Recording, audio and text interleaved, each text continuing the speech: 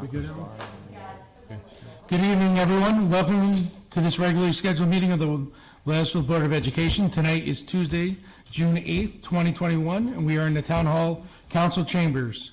Ellen, may we have roll call, please? Yes, Mr. Carey. Good evening, everyone. Mr. Cassio? Happy to be here. Yay. Mrs. Evans? Here. Mrs. Granato? Present. Mr. Lesser? Also happy to be here. Mr. Michaels? Here. Mrs. Paradise? Present. Mr. Riley? Here. Vice Chairperson Mr. Healy? Here. Chairperson Mr. Carey? Present. And Wethersfield High School Student Representative Tiago Wen. All present. Thank you, Ellen. If we could all stand and have Ms. Andrea Haas, our teacher from the high school, lead us in the Pledge of Allegiance.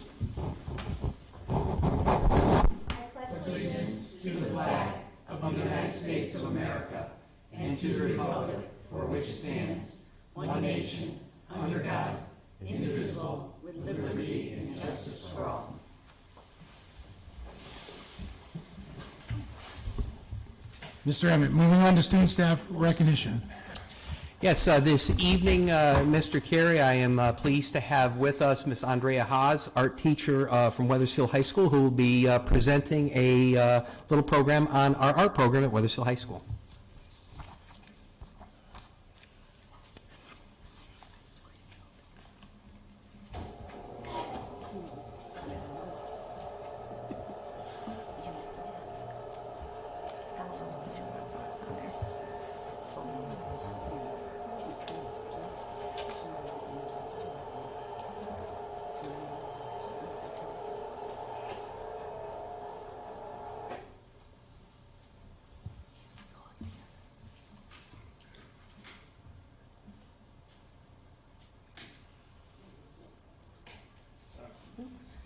It's dark.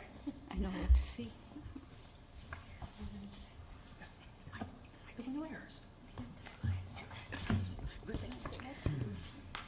Good evening. Thank you for allowing me to come and talk about the accomplishments that have happened in the art department at Wethersfield High School this year. I'm really proud of all of the students, and one of my favorite quotes that I've learned this year is up there on the screen, which is, art is basically a multivitamin for our mental health, and I think it fits in perfectly, the study of art and the practice of art with the social emotional learning.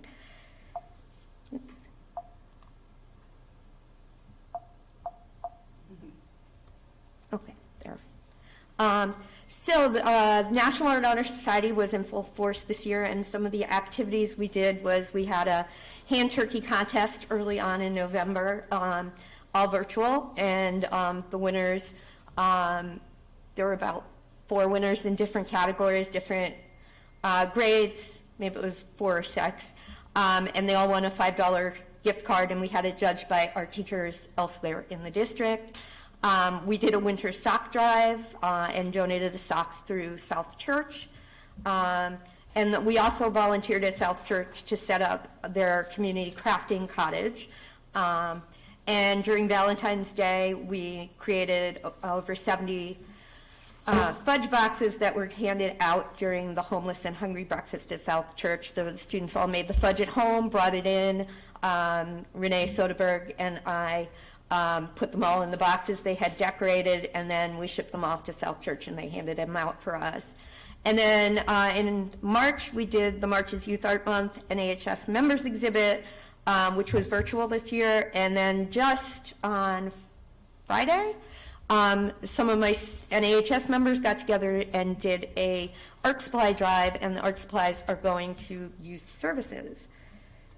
So some of the exhibits that we've done this year, and I always try and get my students out, their artwork out into doing some authentic experience of going into juried shows and being displayed out in the community and throughout the state. But we had the Connecticut Regional Scholastic Art Awards, which ended up being a virtual exhibit in January. The National Arts Program exhibit, which was also virtual in April and May, and we did our virtual member show for NHS, as I mentioned.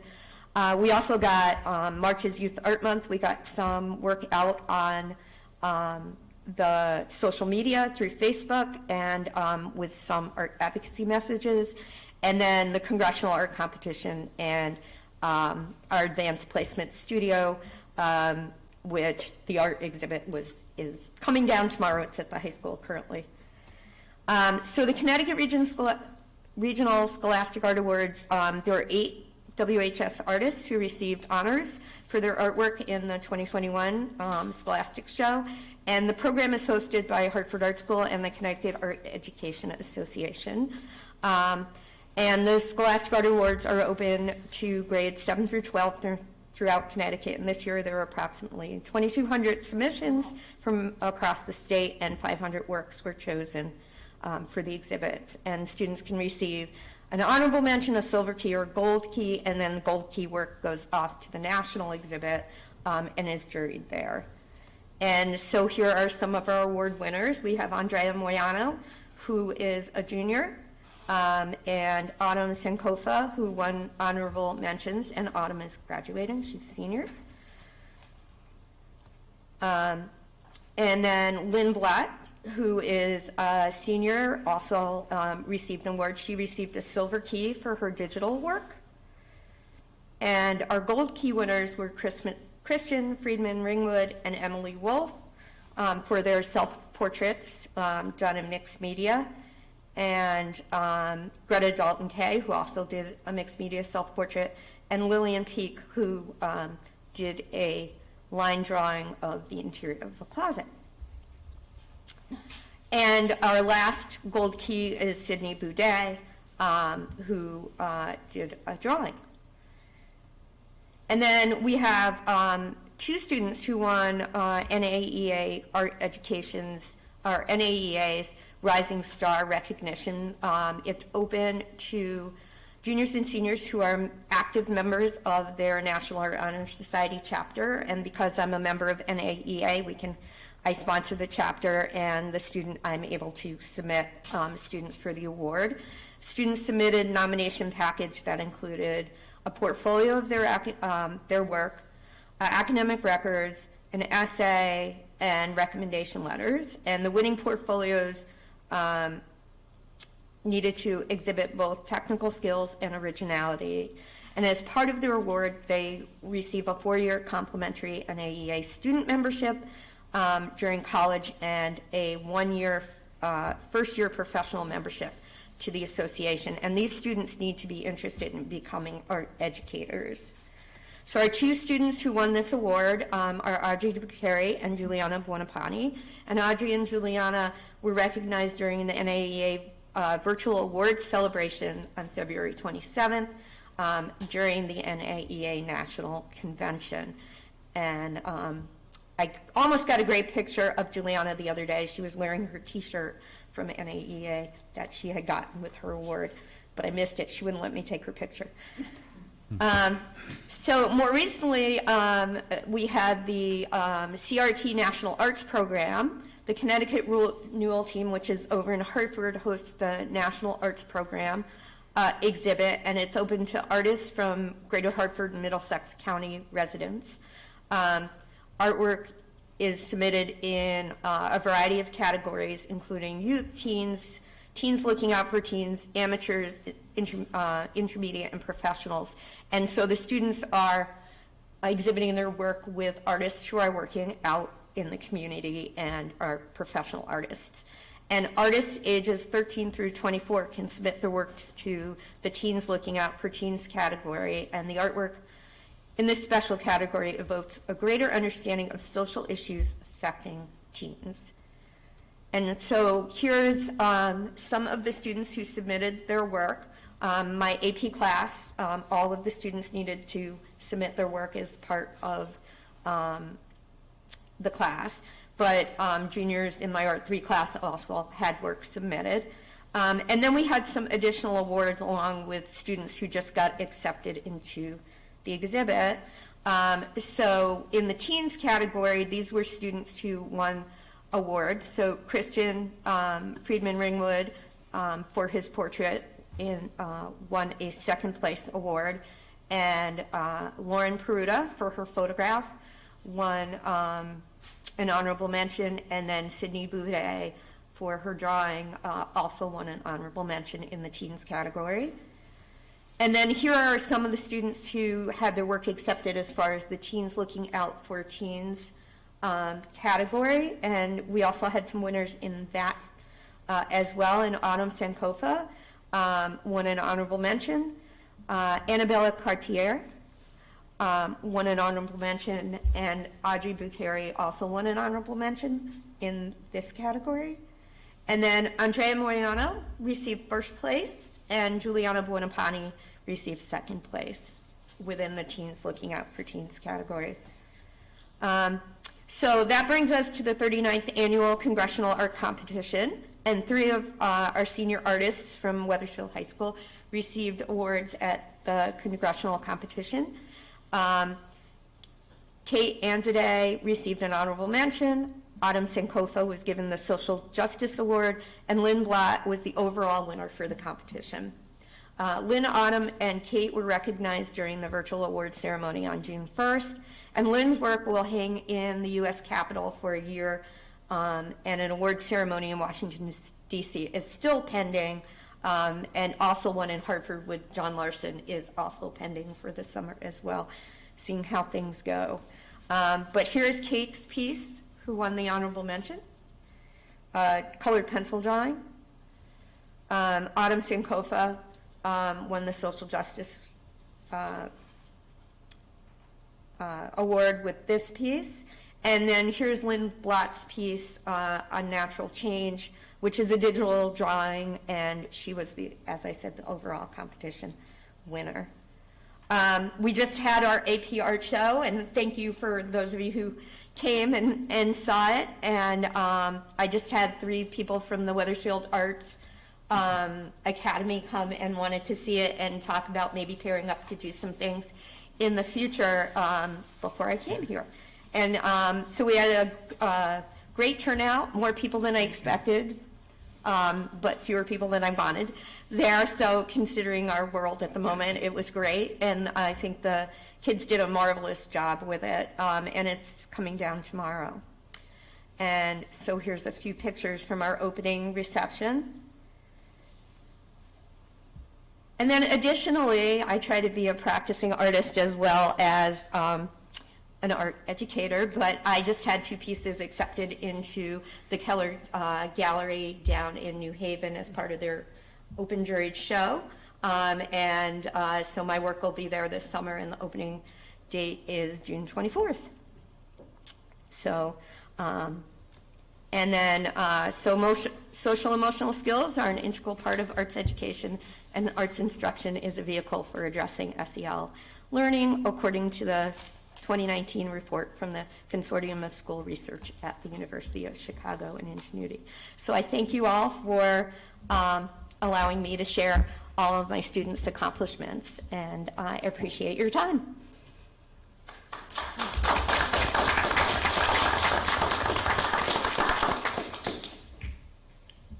Chuck, could I ask Andrea a question? Yes, Ms. Haas. Come on back. Sorry, me and microphones. Those students are so talented, and I Thank you. I do go to the art shows, Yes, and I'm always yes. amazed, always. But I wanted to ask you a question. What careers are available to somebody who is very talented, like so many of these children are? Because we do the Career Advisory Board, and we try to get in people to talk to our students or even to work with them. What can they do with this kind of talent? So many things. I actually have a list hanging in my classroom of so many careers and avenues that background in art education helps. I actually have a former student who went all the way through AP, and then she went to medical school, because they want you to be more observant in medical school, so they incorporate the arts, going to museums to be better diagnosticians, as learning those observation skills. So there are so many skills that apply in so many areas, but there's web design, illustration, everything now. I can't think of it, but what I will do is I'll send you that list that I have. I have it electronically, but more and more industries are looking for that creative person, and they very often say, Steve Jobs always says, I can teach the technology, but I can't teach the creative thinking. So they're looking for these people to come with the creativity that they gain through the Good arts. to know, yeah. So, Right, thank you. You're welcome. Thank you. Any other board members with comments, questions? Mr. Lesser? Thank you, Mr. Chairman. Andrea, thank you for that presentation and all the great work you do with our art students. I like the quote you picked. I also like the quote I think you've sent around, or that's been around, when Earth without art is just which is a Absolutely. great quote, and I really like that one. It's one I can remember, which at my advanced age sometimes is hard for me to remember. But I do have a question for you. Sure. And it has to do with the pandemic, and that is, could you tell us what maybe your most unique challenge was teaching and coordinating the art program during the pandemic, and maybe something unique that perhaps a positive during the last 15 months of teaching and helping run the art program during the pandemic? well, I must say this past year has been a huge learning experience for me, and I definitely learned some things that I'm going to incorporate in the future as we go back to whatever normal we get. But one of the biggest challenges is not being able to see the students while they're creating the work at the time and give them in-time feedback and discussion as they're working. So that was one of the biggest, I would say, challenges, not being there while they're creating. So then I see the things afterwards and send them feedback through comments, but they don't necessarily, students read it or take it to heart or whatever. But I think one of the things that came out of it is, especially with my Art 3 class, when I had most of the students out, I was able to have one-on-one conversations with them through the breakout rooms, which were really rich and valuable. And it would take me several classes to get through the whole class, because we would end up talking about, ways of doing things. They would draw something, hold it up to the camera. I would say, hey, how about this? And I would draw something and hold it up to the camera. And they're like, oh, I see what you're talking about. At one point, I was teaching them, we were doing interiors of the closet. So they did a series, because they have closets or drawers at home. And they did a whole series of interior pieces.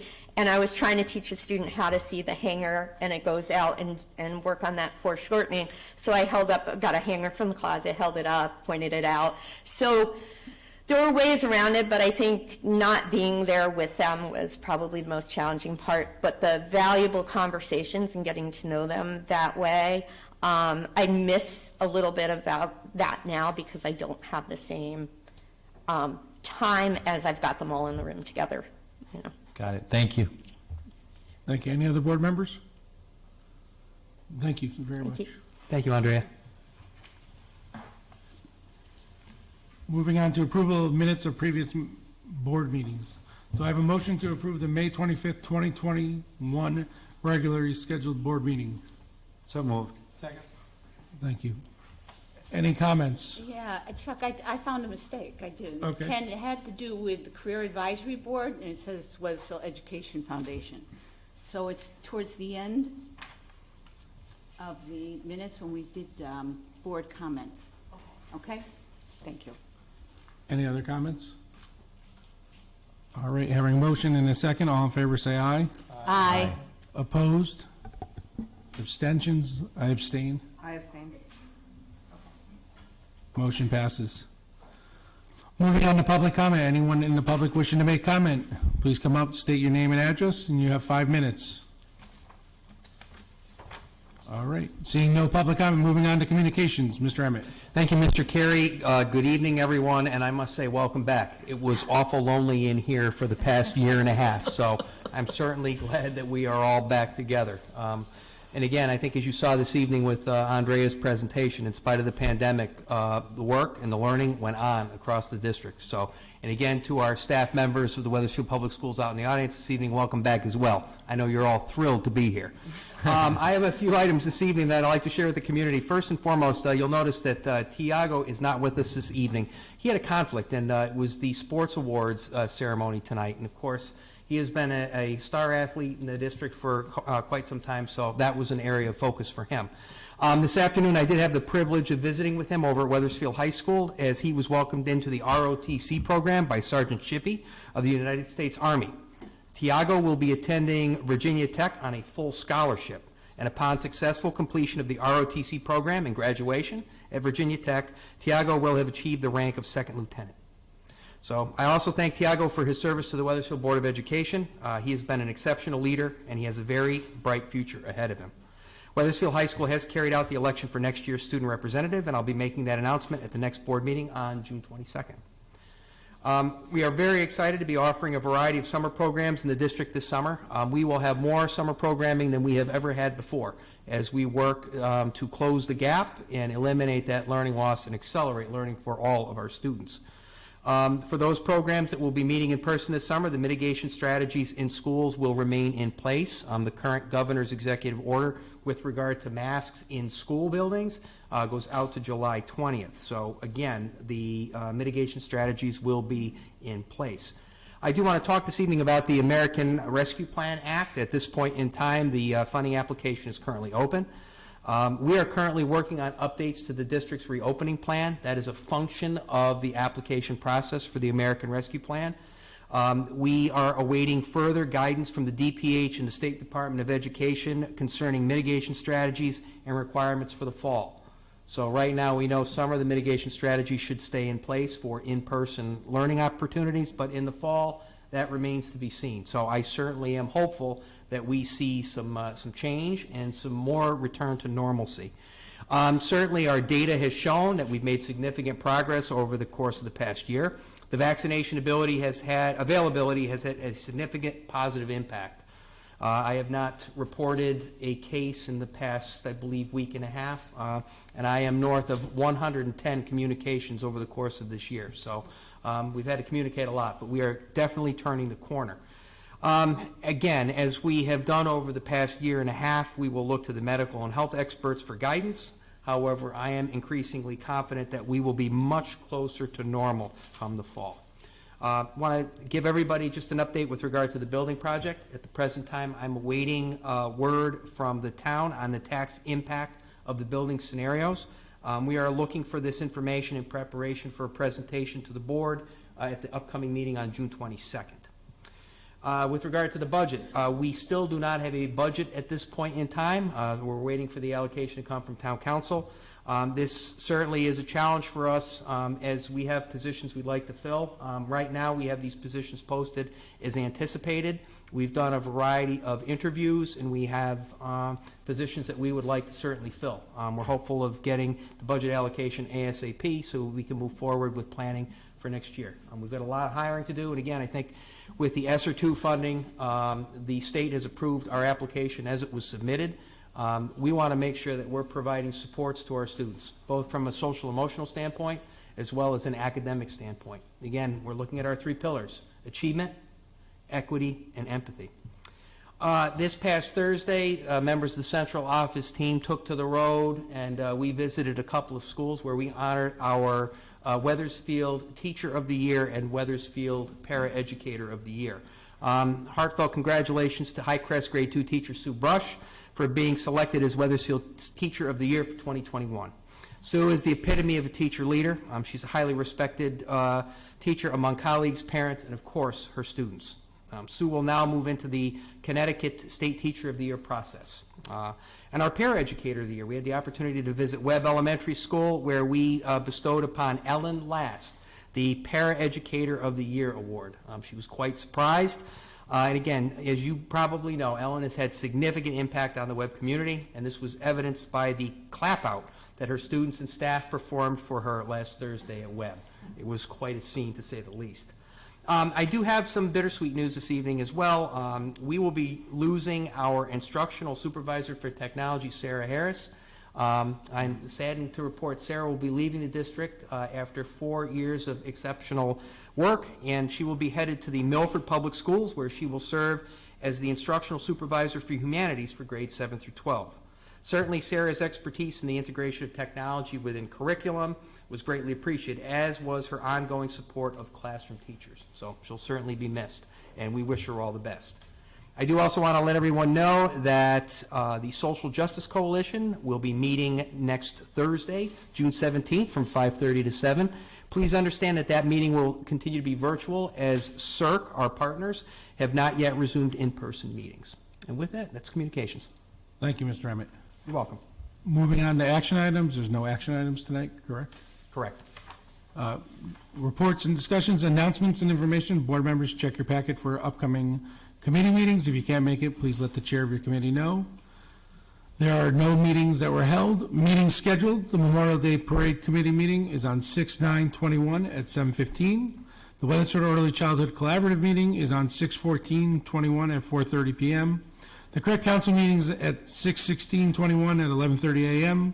Facilities and Maintenance Committee is 6/21/21 at 6:30 p.m. And Finance and Operations Committee meeting is 6/22/21 at 6 p.m.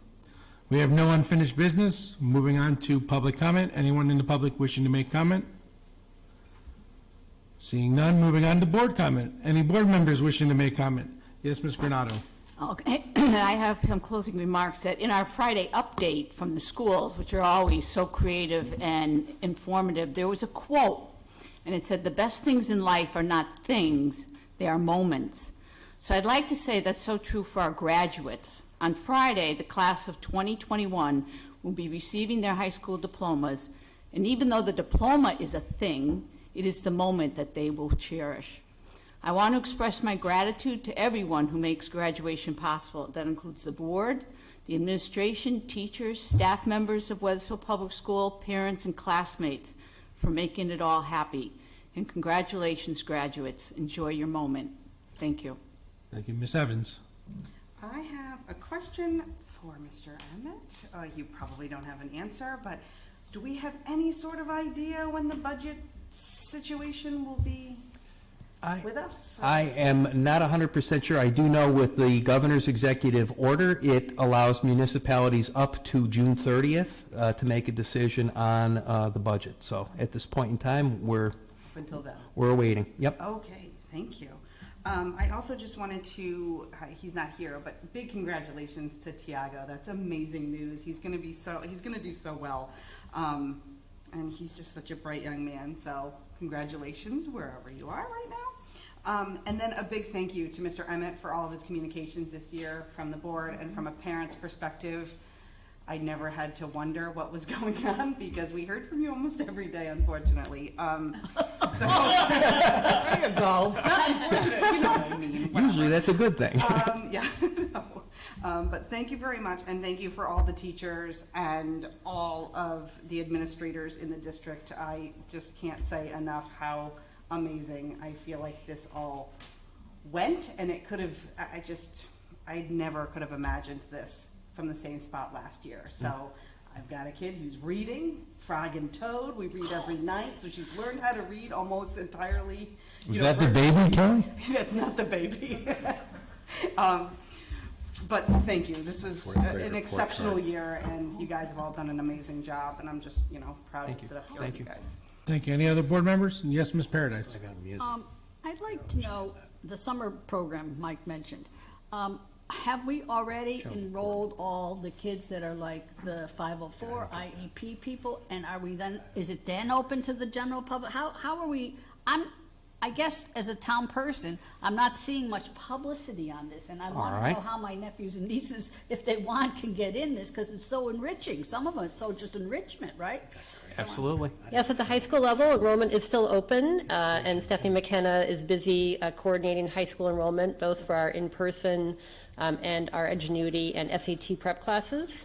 At the elementary level, I believe the window just closed for registration because we have to finalize. We did several mailings. Our registrations have to be current Wethersfield Public School students to be eligible for our programs because there is no cost. So Sally, were these mailed to the houses? Did that how people got them? No, it was all done electronically. Electronically? Yeah. No wonder I didn't get it, right? Yeah.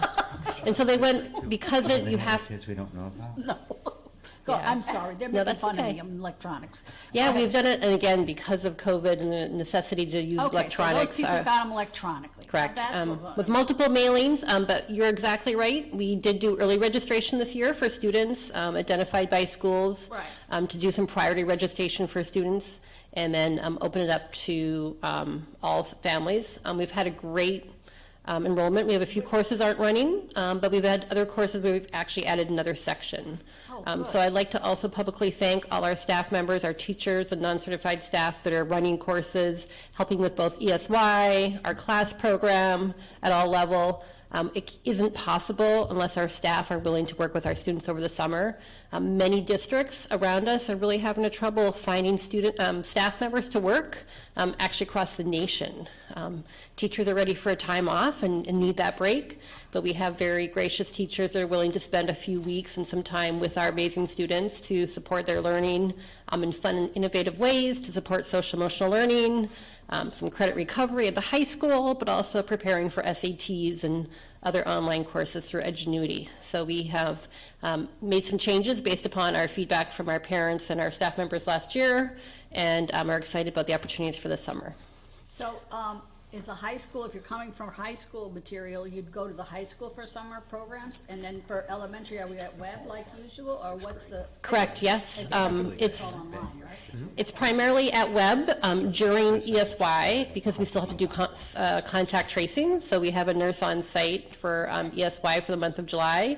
So our summer programs include both remote and in-person options. Again, different times of day, different schedules. So Stephanie McKenney is coordinating the high school, and Jen Hammer is coordinating the K-8 program again this year, and we have expanded it. So if you haven't. That's great. I personally didn't get, like this one's over here kicking me going, you don't have any kids eligible. But I want to look at it, so I'll look at it online. I didn't think about that. Mike's Yeah, it's on our always website, and I think you'll find the catalog, some really creative, fun ideas Great. A that lot of you're work probably going to stuff. want to Thank take you. too. Thank you. Yeah, and just, Elaine, if I could also, not only with regard to programming from the district, the Park and Rec Department has a full slate of programming available as well.